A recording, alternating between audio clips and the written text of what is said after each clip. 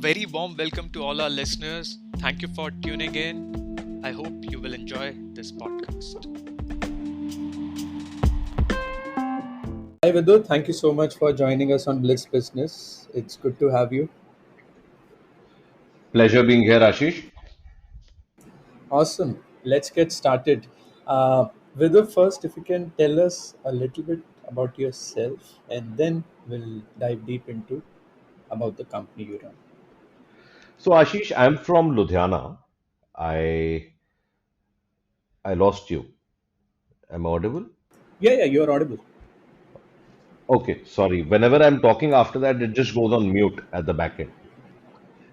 Yeah, but you're perfectly fine. Till Perfect. until the point there is this green dot coming on your screen, it means working well. Yeah. All right, all right. So, Ashish, I'm from Ludhiana, and I did my initial schooling there, then went to a boarding school. Post that, I went to Bangalore. I studied hotel management. Fun course. As I completed my hotel management, the idea was to bag the maximum compensation possible in the placements. And this was a back-end call center job in Bombay. I Okay. belong to a business family, Mm-hmm. so it was clear that I needed to go back to Ludhiana and start working with my father. So he gave me some time. He said, "Fine, you go to Dubai. You go to Bombay. You study. You work there, and after working, you can then take a call on what you want to do." So went to Bombay, worked there for a year, and post working there, I had decided to go to Dubai and open a restaurant. Mm-hmm. Uh, Me and a group of friends, we decided that we'll go to Dubai and we'll open up an Indian restaurant.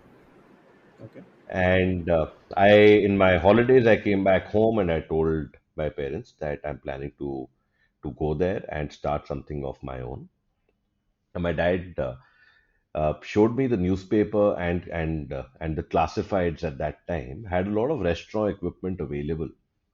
And he told me that son, the failure rate in the restaurant business is very, very high.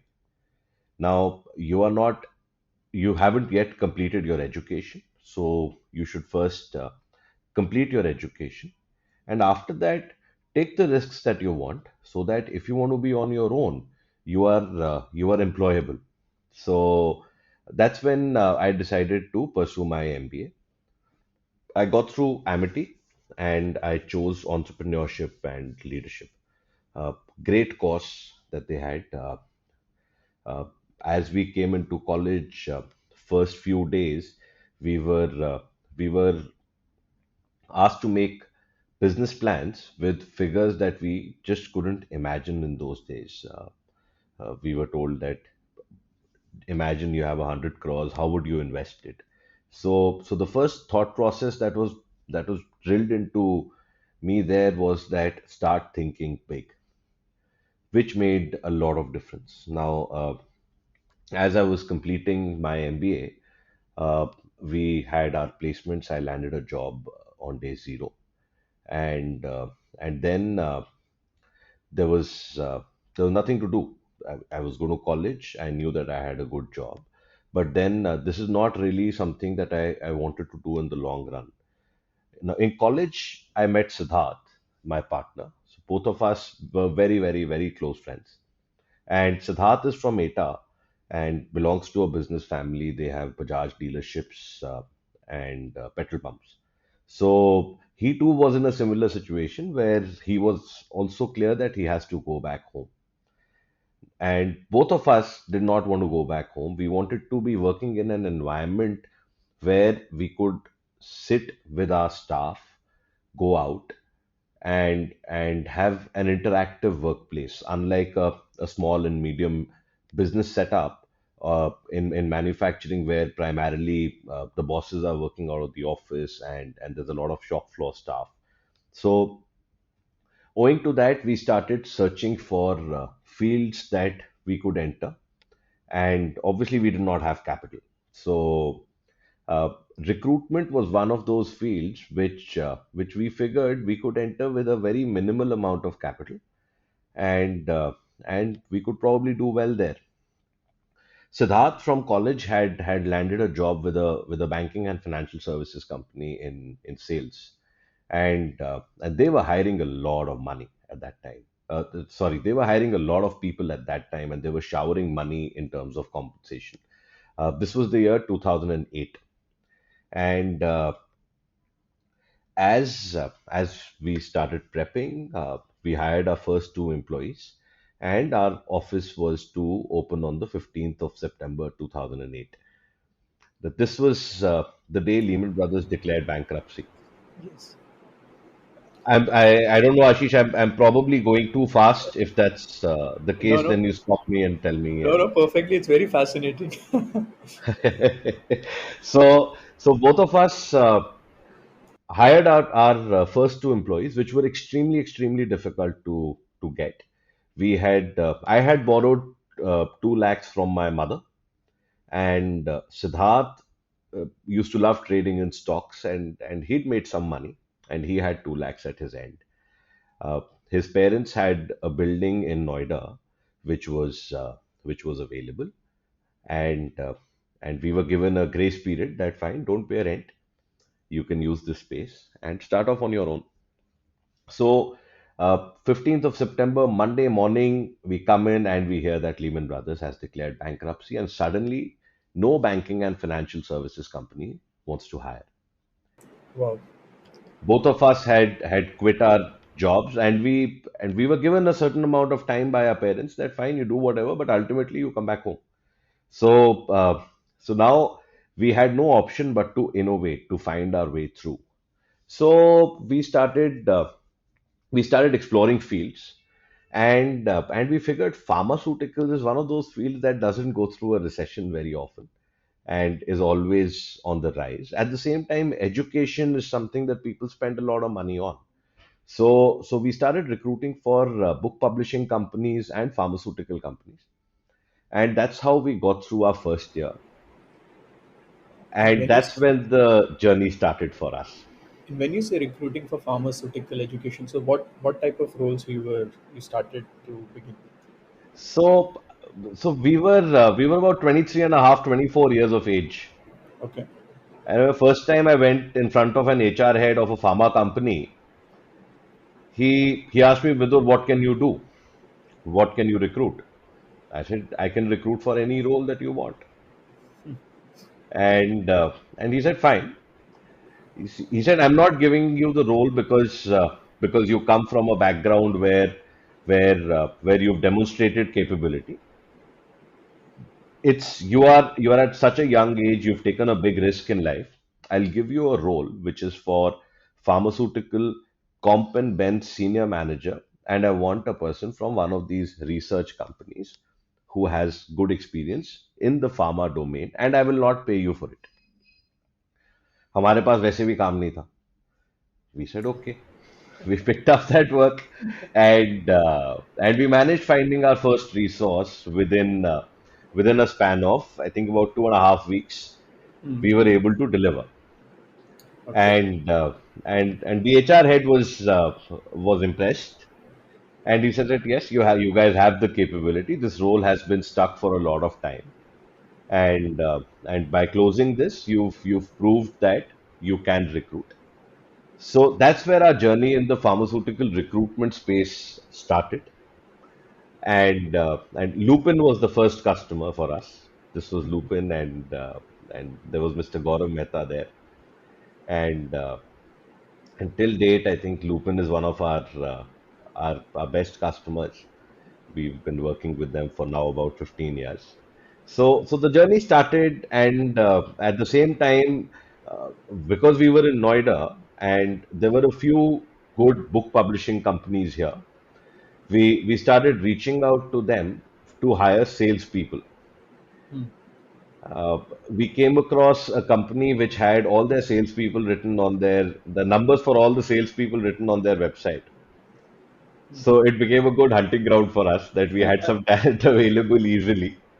And that's where the journey started. Now, publishing is not a very lucrative field for a recruitment agency. It's a very seasonal business. Uh, 6 months of the year, it's editorial. 6 months of the year, it's sales hiring. and attrition levels are very, very low. So we eventually, as the market picked up and other fields opened up, we gave up publishing. We hired a very senior person in our second year who was working with manufacturing setups. Now we were headquartered in Noida, and Noida has a few good large automotive and consumer durable manufacturing companies. We started working with them for their plant-based roles. Picked those up, managed delivering, kept climbing our ladder, and our age actually helped us a lot. Uh, we came with no baggage. We came with no thought process that was aligned in a way that काम ऐसे ही होता है. And I We can were ima- open to new approaches. Yes. and I can imagine with those, and that time I don't think so. Like LinkedIn and all these were there hiring these Oh, platforms. they were there. They were LinkedIn there. was there. Naukri was Mm-hmm. there. Monster was there. Mm-hmm. These platforms we were using, they are Okay. effective platforms to be recruiting from. Okay. But the larger skill and capability lies in converting people Join. to join. So Yes. see, in today's day and age, information is freely available. Mm. It's about your skill in terms of conversion. How well do you talk to someone? How well can you gauge their interest? How can you explain the role that your customer has in the best possible manner and help them find value in it? So we were good at it. We were good at our job. We were good at finding. We were good at referencing. We could find people through and through and through other people. We made our inroads and became very, very effective, a very, very effective recruitment agency.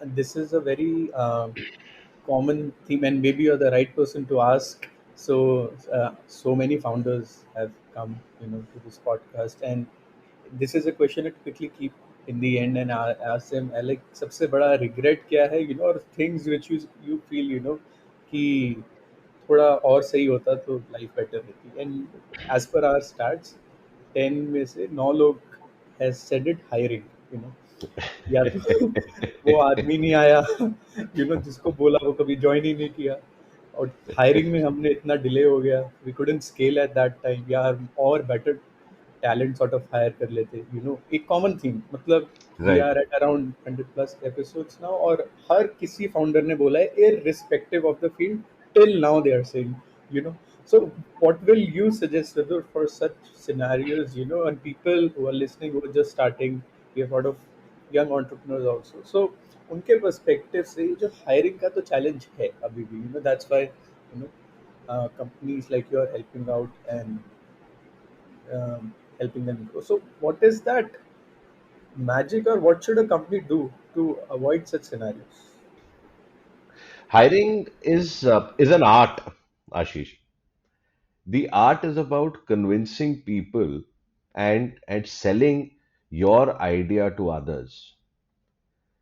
A lot of people don't spend as much time on hiring as they should. It's a very, very critical component of any organization. I always tell my team, I always tell everyone in my organization and within my customers that a manager alone cannot do anything, or a leader alone cannot do anything. They are all built with a team, and within those teams there are their pillars. There's some guy who's good at one thing, the other guy is good at another thing, and it's a complete package that ultimately comes out in the end, and they deliver as a team. Uh, a lot of times founders are not open to paying the right kind of money. We have to understand that in India, uh, people value job security a lot compared to a lot of Western nations where people pursue their dreams in a lot of cases and are okay with a slightly lower compensation, are okay taking risks in life. The funny thing is they don't have savings there, and still they take the risks. And in India, we usually have savings, and we are very, very risk averse. So most founders are not, maybe not spending enough time on this. Uh, throwing the vision in the right way, and getting out there and talking to people and looking at the larger picture. Now, a very, very common mistake that founders are making, especially in the startup ecosystem, is that if they are at a sale of say 10 rupees today, they are getting a person who's currently handling a sale of 5,000 rupees. When that person comes in, he or she just doesn't fit the scenario. If someone's proven themselves in the past and grown to a certain level, their profile has changed, their way of working has changed. So the right approach is that if you are currently clocking 10 rupees, look at someone who's doing maybe a 30, 40 rupees. If you are currently clocking 1,000 rupees, then you look at someone who's probably doing about 2,000. So 10 to 100 is a very easy journey. 100 to 1,000 is a little more difficult. From 1,000 to 10,000 is going to be phenomenally difficult. True. So accordingly, your hiring plan and your hiring strategy needs to change. It's wrong hires that cost a lot of money. Not hiring someone is okay.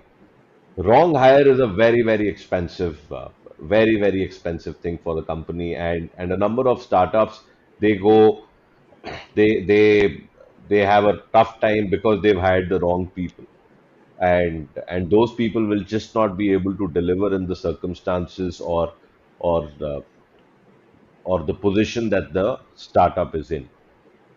So that those are my 2 cents that I kind of tell everyone, or I would like to have everyone follow. Discuss it, understand the scenario, and then take a call. Don't be in a hurry. Sure.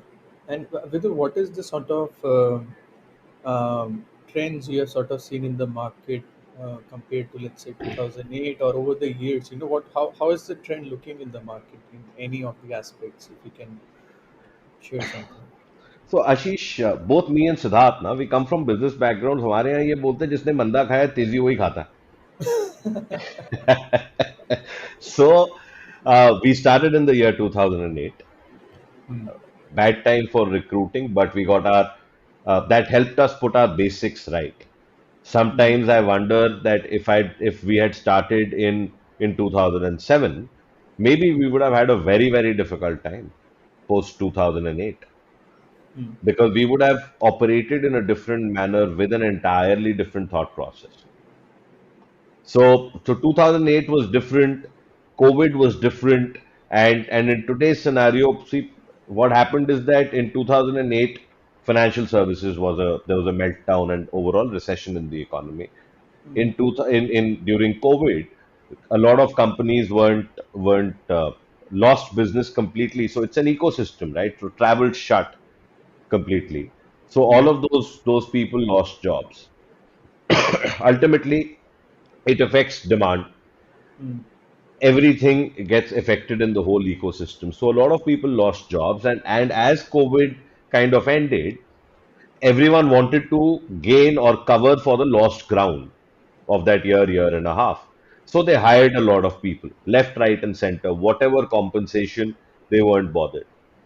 From a candidate standpoint also, I always tell people that you'll have to be realistic, and and don't lie to your own self that how much value are you adding to a company. What is happening is that in a remote work from home scenario, someone from Delhi was landing a job in Chennai, also in Bangalore, in Bombay, in Pune.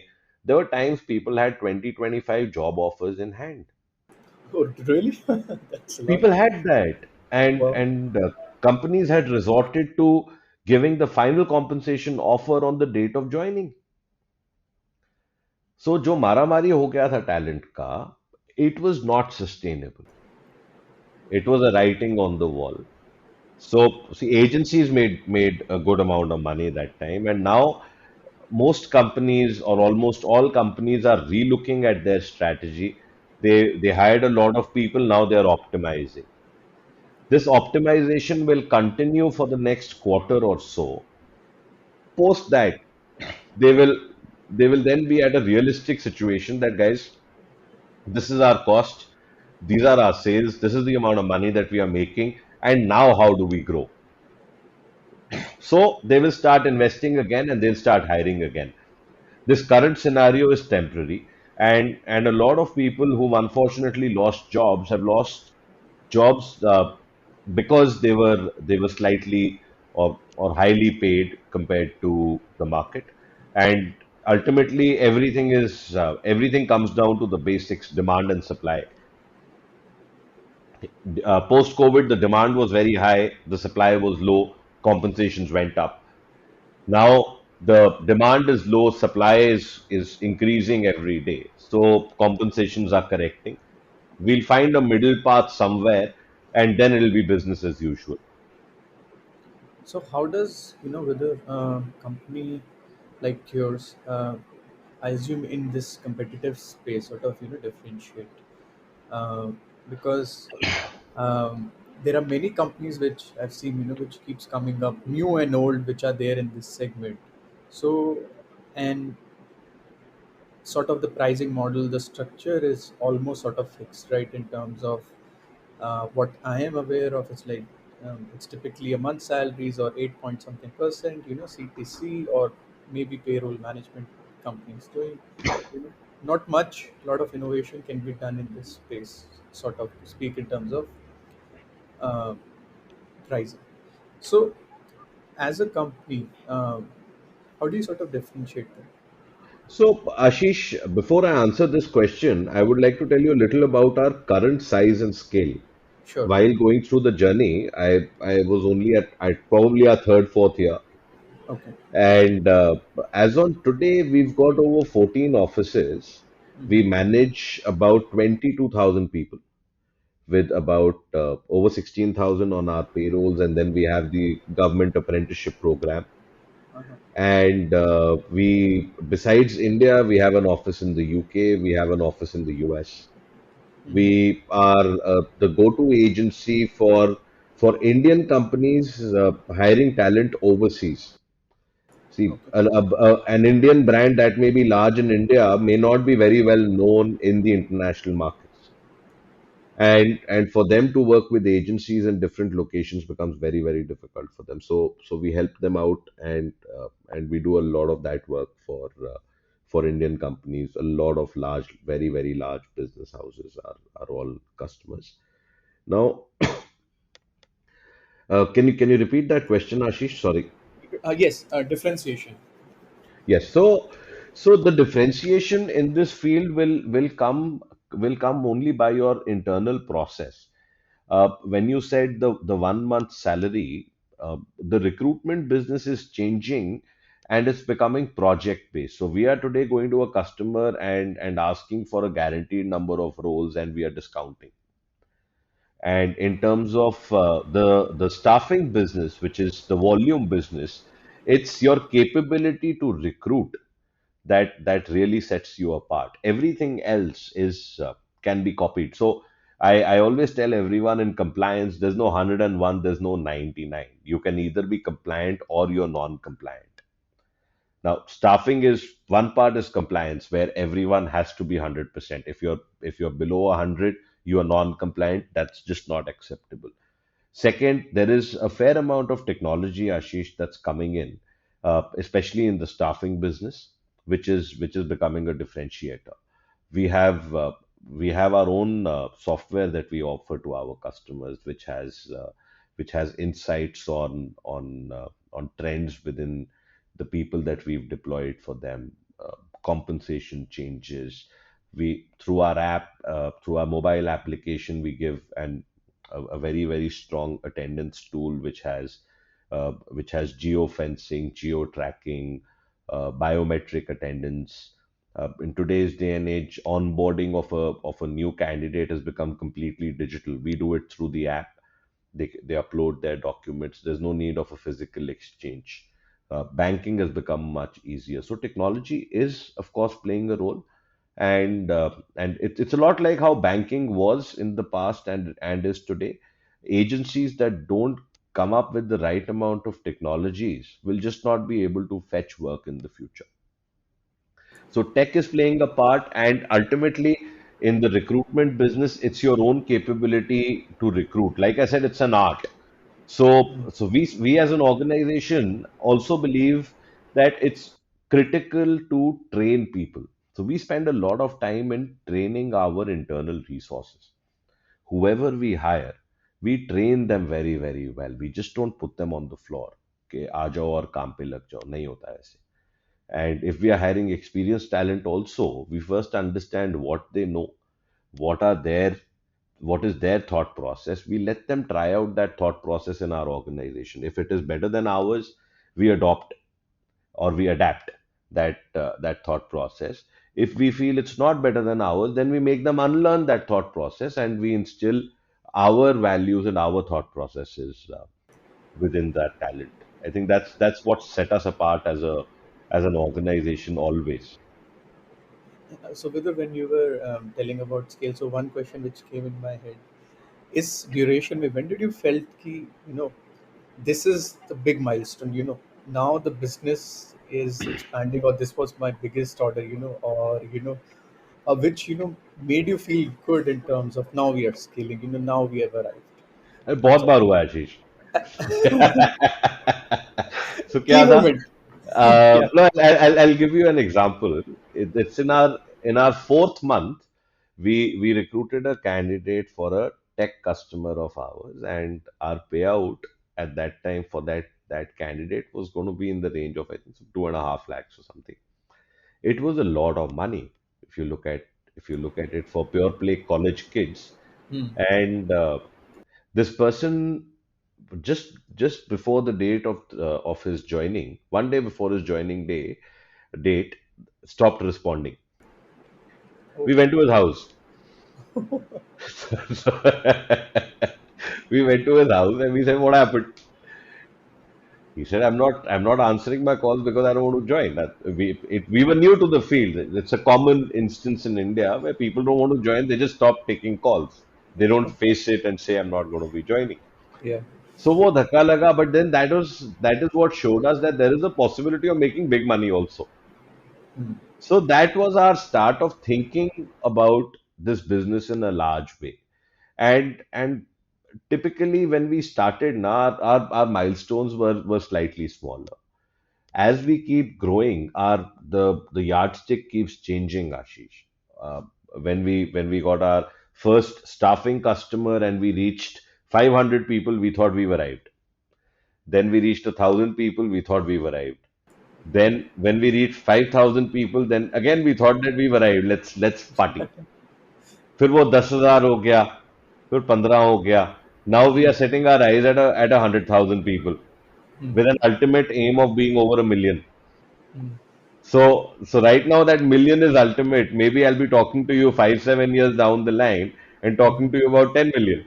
Yeah, we want to have a crore people on our payroll. So I think it's very, very important to keep changing your yardstick and set targets which are both realistic and challenging to achieve. Day one, you cannot say that I want to be day one, you cannot say that I want to be a Reliance. नहीं होगा. So ठीक है, and aim है, life का aim बना सकते हो उसको, but at an organisational level you need to have a larger aim and then a mid-term aim and then a short-term aim. So, very interestingly, Ashish, we take our targets on the board. Uh, by on the board, I mean it's on our at our reception in Hmm. office. We have this wall on which we write our targets, and it's not written with a pen. It's not written with a marker. It's a printed flex sheet. So in our current office, we moved in 2014, and we'd taken targets till 2025, and we are ahead. And now, post the listing, post our IPO, we've decided that we're going to change the sheet and now print a new one. And that's always been an approach with that we've had. When you take slightly realistic targets, then you can take the target first and then make a strategy to achieve it. True. Otherwise क्या होता है, आप पहले strategy बनाते हो और फिर बोलते हो कि यार इस स्ट्रैटेजी से हम इतना अचीव कर सकते हैं. Hmm. Hmm. So that way we challenge ourselves and we keep changing the yardstick. I think that's what has kept us going as entrepreneurs. And if we another thing in an entrepreneur's journey, Ashish, is that the day you are satisfied, you will you'll mark your downfall. What happens is that I have staff that needs to grow. Mm. So my employees today are looking up to us as an organization for their growth. They're depending on us for their growth. Now, if I say that we are making X amount of money per year and we are fine with that, now next year they're going to ask for an appraisal because they want growth. So essentially, if I don't grow, I'll be cutting down on my profits. True. So such is an entrepreneur's journey. You have to keep fighting, and the day you say that I'm stopping, you've had it. It's a nice way to keep things, at reception. Even if a customer walks in, उसको थोड़ा pressure है कि भाई meet करवा देते हैं इस target को. He has a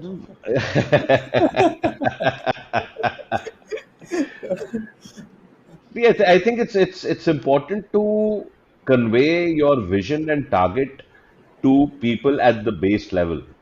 true. Let them also start thinking big, na? Absolutely.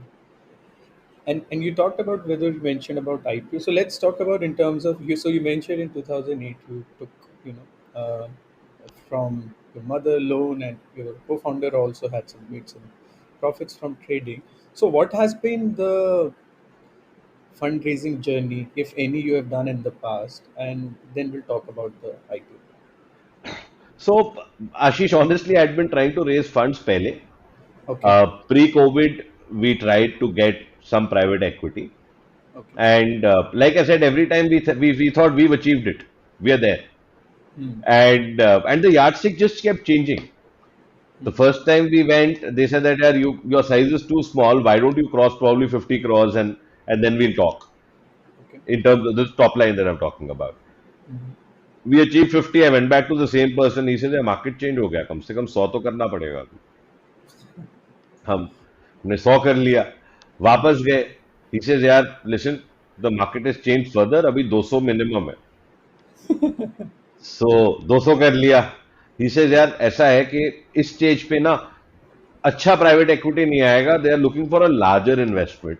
So यार, why don't you reach probably a 500 odd and then we'll talk." I said, "Hey, listen, I don't want to spend any more time on this. Let me keep my head down. Let me keep working. And अपने आप investor आ जाएगा." Hmm. So we both just kept working, and then we were talking to private equity firms to raise funds, and we realized that the SME IPO route can be a very interesting route. Uh, See, with the private equity firms also, if we were to raise money at a similar valuation, they are the ones who would have got the profits. Now you are getting an opportunity to showcase your achievement. With our current size and scale, we have that opportunity to grow at a very brisk pace. See, there are a lot of things on our side, Ashish. We are still below 40 and in terms of years, in terms of age, Hmm. both of us. Right. So we are still in our prime, and we can work very hard. We work hard. We spend a lot of time towards office. That's our focus. So day starts with thinking about work and ends with thinking about work. So going through this route, when you can have the public participate, get shares, if they make money, you are creating a very loyal uh, sort of a fan following. Hmm. तो आपको लोगों को पैसे बनवा के देने पड़ेंगे. That is our thought process. That's what prompted us to go on the SME exchange, and we were at a funny size, Ashish. We were slightly large, I would say, for the SME exchange, and slightly small for the main board. Okay. So hence this was the largest IPO on the SME exchanges in India ever. Hmm. So it was challenging the whole journey to find investors. multiple meetings, multiple uh, travels. सुबह सुबह का flight लो, early morning flight to Bombay, evening flight to Chennai, then next day whole day meetings, then evening flight back to office, then you cover up on your work, then you have people coming to your office, you're spending time and you're giving them a brief, and ultimately again and again you have to keep convincing people, you have to tell them a lot about your business model, and tell them how you're actually making or creating value. So it's a great journey, great learning, because every time you meet an investor, every person has a different thought process. कोई कहता है आपका company का ये चीज अच्छा है, कोई कहता है ये चीज अच्छा है, ये चीज खराब है. So जो चीजें लोगों ने खराब बोली, all of those things we thought about. कि can we improve on something, can we improve on something, and we took that as feedback and started working on all of that as well. So it's a great way of learning a lot more about your business. Trust me आशीष, जब आप investor के पास जाते हो ना, उसको आपके business के बारे में आपसे ज्यादा पता होता है. तो the questions that they asked, the first few meetings, the questions people were asking, I was like यार ये रेशो तो मैंने कभी भी नहीं देखा, एक बार कैलकुलेट करके देख. So what was that sort of? Do you then every day sort of after listing do you check the IPO share price every day or वो उसका Not impact at क्या all. आया उसके बाद? See, we are looking at a long-term vision, Ashish. See, share price is a function of demand and supply from the market. It's really immaterial to me. Hmm. Share price लोगों के mind में होता है. Someone may think you're worth this much, someone may think you're worth less, someone may think you're worth a lot more. So we don't look at the share price. We are focused on delivering numbers. सी, हम अपनी team को भी यही बोलते हैं यार, M for excellence. Compensation भी आ जाएगा, प्रॉफिट भी आ जाएगा, सब कुछ हो जाएगा internally as an organisation. So aim for excellence and the money will follow.